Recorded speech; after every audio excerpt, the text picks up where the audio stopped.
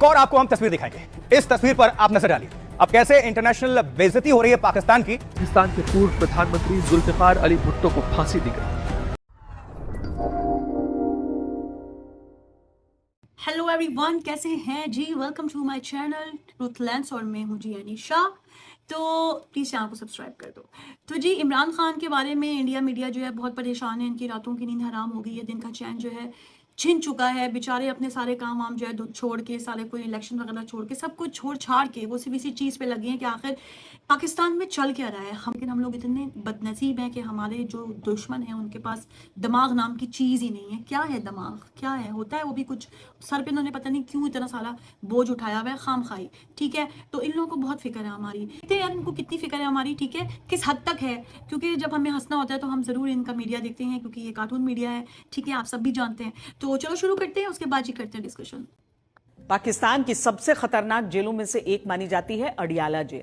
पाकिस्तानी अखबार डॉन के अनुसार ये इतनी खतरनाक जेल है कि यहां कुकिंग ऑयल के बजाय डीजल में खाना बनाकर कैदियों को दिया जाता है। इसी जेल में जुल्फिकार अली भुट्टो को फांसी हुई थी। इसी जेल में इमरान खान को रखा गया। ये जेल पाकिस्तान की राजनीति और सत्ता संघर्ष की धुरी मानी जाती है। 4 अप्रैल 1979 अदियाला जेल के इतिहास का सबसे काला अध्याय। इसी जेल में पाकिस्तान के पूर्व प्रधानमंत्री जुल्फिकार अली भुट्टो को फांसी दी गई। इसके बाद भी कई बड़े नाम इस जेल की कोठरियों में पहुंचे। पाकिस्तान के पूर्व प्रधानमंत्री नवाज शरीफ की बेटी मरियम नवाज, पाकिस्तान के पूर्व प्रधानमंत्री यूसुफ रजा गिलानी, पाकिस्तान के पूर्व प्रधानमंत्री शाहिद खाकान अब्बासी, पाकिस्तान के पूर्व प्रधानमंत्री चौधरी शुजात हुसैन, पाकिस्तान के पूर्व राष्ट्रपति आसिफ अली जरदारी। ये सभी बड़े नेता और राष्ट्र अध्यक्ष इसी जेल में बंद रहे। ये जेल सिर्फ 1900 कैदियों के लिए बनी थी, लेकिन यहाँ 6000 से भी ज्यादा कैदी इस समय ठूंसे गए हैं। गंदा पानी, खराब भोजन, कुपोषण और बीमारी की वजह से ये जेल हमेशा सुर्खियों में रहती है। हालात इतने खराब हैं कि एक बार जेल के अंदर करीब 148 कैदी HIV पॉजिटिव पाए गए। अखबार डॉन के मुताबिक कई बार शिकायत की गई थी कि खाने से कुकिंग ऑयल की खुशबू की जगह डीजल की बदबू आती है। आज की पहली बड़ी खबर और पहली तस्वीर, अगर इमरान खान पाकिस्तान में जिंदा हैं तो सबूत कहां है? आइए कुछ दिखाते हैं डिटेल्स, और जो अभी बवाल चल रहा है उस पर भी नजर डालेंगे। लोकेशन होगी रावलपिंडी। अब इसको लेकर आपको बता दें, जबरदस्त हंगामा चल रहा है। सोहेल थे ये उनके समर्थन में, इमरान के समर्थन में नारेबाजी कर रहे थे, और पुलिस ने क्या हाल किया हमने तस्वीर दिखाई। अब इमरान की बहन ने धमकी दी है। देखिए, इमरान खान की 5 बहनें, उनमें से 3 बहनें खुलकर सामने आई हैं और उन्होंने धमकी भी दी है। क्या कहती हैं? कहती हैं कि अगर इमरान खान की अगर एक भी बाल बाका हुआ पाकिस्तान के अंदर, तो पाकिस्तान जल उठेगा, सुलग उठेगा, और पाकिस्तान में ऐसी आगजनी होगी, तांडव होगा कि याद रखा जाएगा। इमरान के जिंदा होने के सबूत मांगे जा रहे हैं। परिवार ने बहुत आरोप लगाया कि अगर इमरान खान जिंदा हैं तो आप सबूत पेश करें। इमरान के जिंदा होने के सबूत मांगे गए। पाकिस्तान में इमरान खान की मौत की खबर से हड़कंप मचा है, और इधर जेल प्रशासन इमरान की मौत की खबरों को गलत करार दे रहा है। इमरान खान के बेटे के पोस्ट ने पाकिस्तान में हलचल बढ़ा दी है, सनसनी मचा दी है। इमरान खान के बेटे कासिम ने पिता के जिंदा होने का सबूत मांगा है, और कासिम ने कहा है कि मेरे पिता को 845 दिन पहले गिरफ्तार किया गया था। और साथ ही क्या कहा जा रहा है, देखिए, कहा जा रहा है इसके साथ कि पिछले 1.5 महीने से वो कहां है किसी को मालूम ही नहीं, हमें बताया नहीं जा रहा है, ना मेरी बुआओं को मिलने दिया जा रहा है, और ना ही फोन या मैसेज से कोई संपर्क करने दिया जा रहा है। और सवाल यह पूछा जा रहा है कि क्या सरकार जानबूझकर मेरे पिता की असली हालत छुपा रही है? पिछले 6 हफ्तों से उन्हें अकेले एक डेथ सेल में क्यों कैद करके रखा गया है? डेथ सेल में फांसी से पहले आमतौर पर किसी कैदी को ही रखा जाता है, और देखिए, डेथ सेल जेल में आम कैदियों से दूरी बनाकर रखी जाती है, लेकिन यह आरोप लगाया जा रहा है वो बिल्कुल सुनसान जगह होती है। डेथ सेल एक छोटा सा होता है जिसमें दिन रात घना अंधेरा होता है, और कमरे में कैदी को सिर्फ एक कंबल और पीने के पानी की सुविधा मुहैया कराई जाती है। डेथ सेल में रहने के नाम से ही कई कैदियों की सेहत पहले ही खराब हो जाती है, बीपी शुगर सब बैलेंस खराब हो जाता है। तो क्या कासिम को भी शक है, यानी इमरान खान के बेटे को, कासिम को शक है कि जेल में उनके पिता की मौत हो चुकी है? इसलिए वो कह रहे हैं कि मेरे पिता की सुरक्षा की जिम्मेदारी कौन लेगा? मानवाधिकार संगठन और ग्लोबल संस्थाओं से दखल की मांग की गई है, और कासिम कह रहा है कि अगर इमरान खान यानी कि उसके अब्बू जिंदा हैं तो सबूत पेश किया जाए, और सबूत अगर पेश नहीं होता है, कुछ भी अनहोनी होती है, तो फिर पाकिस्तान चल जाएगा। तो देखिए, इमरान खान की जो बहनें हैं, वैसे 5 बहनें हैं, लेकिन इन बहनों ने मोर्चा खोल दिया। खासकर इन दोनों की बात कर रहे हैं। कौन कौन, देखिए जरा क्या कह रही हैं। कह रही हैं इमरान की मौत की खबर पर उनकी बहनों ने हंगामा कर दिया और बहन अलीमा खान ने शहबाज और मुनीर को अल्टीमेटम साफ साफ दे दिया है, चुनौती दे दी है। कहती है अलीमा ने कहा, अगर इमरान खान का एक बाल भी बाका हुआ तो पाकिस्तान में अंजाम खतरनाक होगा, कोई और नहीं बचेगा। सरकार और जेल अधिकारी इमरान खान को परिवार से दूर क्यों रख रहे हैं? जब तक इमरान से मुलाकात नहीं होगी, जेल के बाहर हम जमे रहेंगे, डटे रहेंगे। और अलीमा खान साथ साथ कहती हैं कि इमरान को लेकर इस्लामाबाद हाईकोर्ट वो पहुंच गई हैं इस पूरे मसले को लेकर। अदियाला जेल के अधिकारियों के खिलाफ अवमानना याचिका दायर की गई है। अदियाला जेल पहले आपको बता दें रावलपिंडी में मौजूद है और इसी में इमरान खान बंद है और बुशरा बीबी भी बंद है। और नूरीन ने कहा है कि शहबाज चुनाव हार चुके थे, मुनीर की मदद से जिताया गया। शहबाज और मुनीर ने भूले की तानाशाह पहले भी आए हैं, और लेकिन पाकिस्तान में उन सबका अंजाम हश्र बेहद बुरा हो चुका है। पूरी दुनिया पाकिस्तान के हालात को देख रही है। खबर फैली है कि इमरान खान को मार दिया गया है। पाकिस्तान खौफ में है कि फिर भी मिलने क्यों नहीं दिया जा रहा है, यह सवाल उठाया गया। पुलिस को आदेश दिए गए हैं कि इमरान के परिवार को रोकें और उनके साथ जैसा चाहें वैसा बर्ताव करें, यानी जुल्म करें। पाकिस्तान में महिलाओं बच्चों के साथ ऐसा कभी नहीं हुआ। ये किसी को इसका डर नहीं है, इसका क्या अंजाम होगा ये कहना है। तो देखिए, आपको बता दें जो स्थिति चल रही है उसके मुताबिक इस वक्त बहुत खतरनाक सिचुएशन है पाकिस्तान में। और जो जानकारी मिल रही है, एक तरफ पाकिस्तान में इमरान की मौत की खबर फैल जाती है और उनके समर्थक उतर जाते हैं, आग लगाने की चेतावनी दी जाती है और जोरदार विरोध प्रदर्शन होता है। मुख्यमंत्री को पीट दिया जाता है, बहुतों को रगड़ दिया जाता है। दूसरी तरफ उनके समर्थकों ने बड़े बड़े आंदोलन की चेतावनी दे दी। अब कहा गया कि इमरान अगर सलामत नहीं हुए तो उनसे मुलाकात नहीं हुई तो फिर अंजाम बहुत भयावह होंगे, पूरे पाकिस्तान में प्रदर्शन होंगे, रेल सड़क सब कुछ हम जाम कर देंगे, ऐसा पीटीआई के समर्थक कह रहे हैं, इमरान के समर्थक कह रहे हैं। रावलपिंडी के अदियाला जेल के बाहर भारी हंगामा हुआ और यह भी आपको साथ साथ बता दें कि वहां पर 700 अतिरिक्त पुलिसकर्मियों की भी तैनाती कर दी गई है। इमरान के करीबी नेता और खैबर के सीएम पिट गए।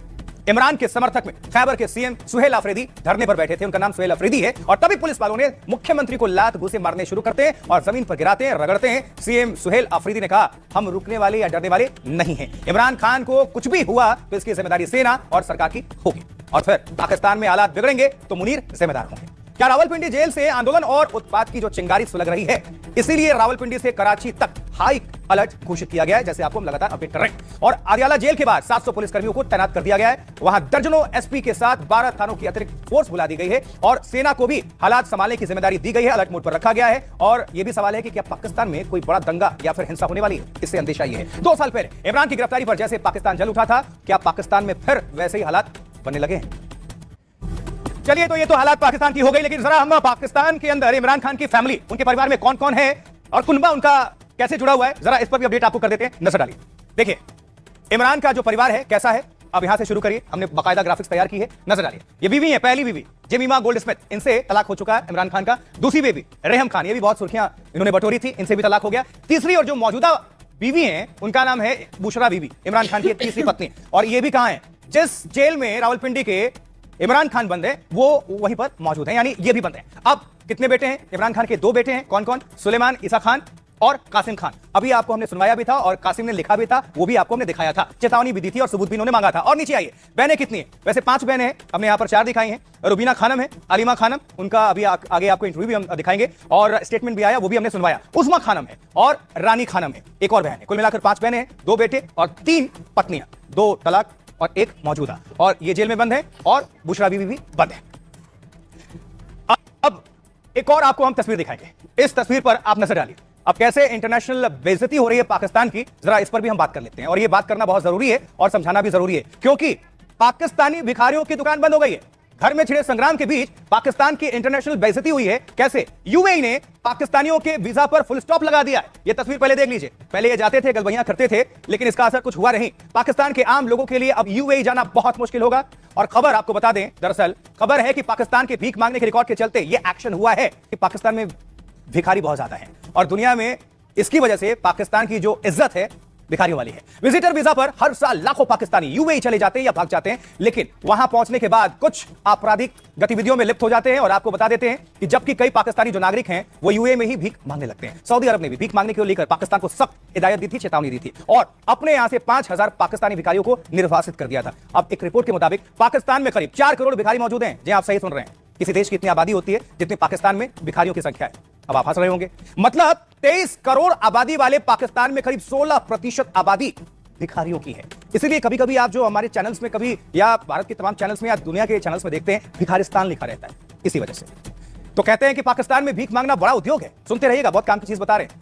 पाकिस्तान में भीख मांगना बड़ा उद्योग है, एक इंडस्ट्री है और इसका बड़ा नेटवर्क है, क्योंकि पाकिस्तान में छोटी मोटी नौकरी से ज्यादा कमाई भीख मांगने से होती है। जी हां, आप सही सुन रहे हैं। कराची में एक भिखारी की एक दिन की औसतन कमाई कितनी? 2000 रुपए की होती है लगभग, यानी भीख मांगने से ही लगभग 50 से 60 हजार रुपए प्रति महीना इनकी सैलरी के हिसाब से आप लगा लीजिए। और इसलिए पाकिस्तान और पाकिस्तानियों में भीख का धंधा खूब चल रहा है, फल फूल रहा है। मतलब उनको कोई शर्म नहीं है, वो सिर्फ भीख मांगते हैं।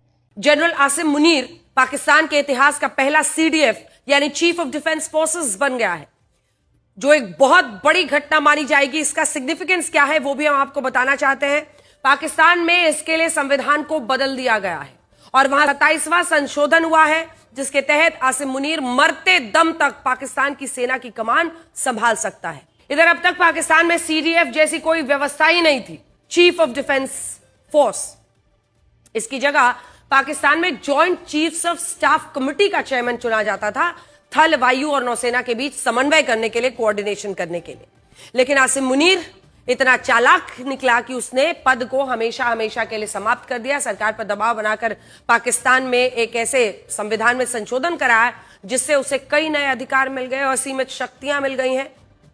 जैसे सीडीएफ होने के नाते अब पाकिस्तान के परमाणु हथियारों का रिमोट कंट्रोल आसिम मुनीर के हाथों में आ जाएगा।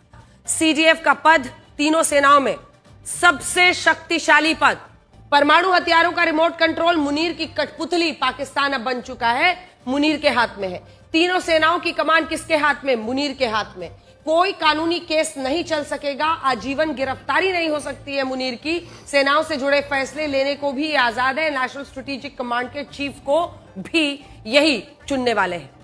तो जी, जैसे कि आप लोगों ने देखा कि हमारे जो पड़ोसी उन्हें हमारी इतनी फिक्र है, हमारे इमरान खान की उनको बहुत फिक्र है, और जब तक वो आसिम मुनीर इसकी 100 दफ़ा अगर इसका विर्द ना कर लें तो उनको सुकून नहीं आता। और ये जो बाजी है ना, ये बाजी जो है ना फ़ौरन जो है ना आ जाती हैं जब तक कोई भी बात होती है, चाहे इनका राशन ख़त्म हो जाए, चाहे इनका खाना ख़त्म हो जाए, चाहे इनके घर में पानी ना आए।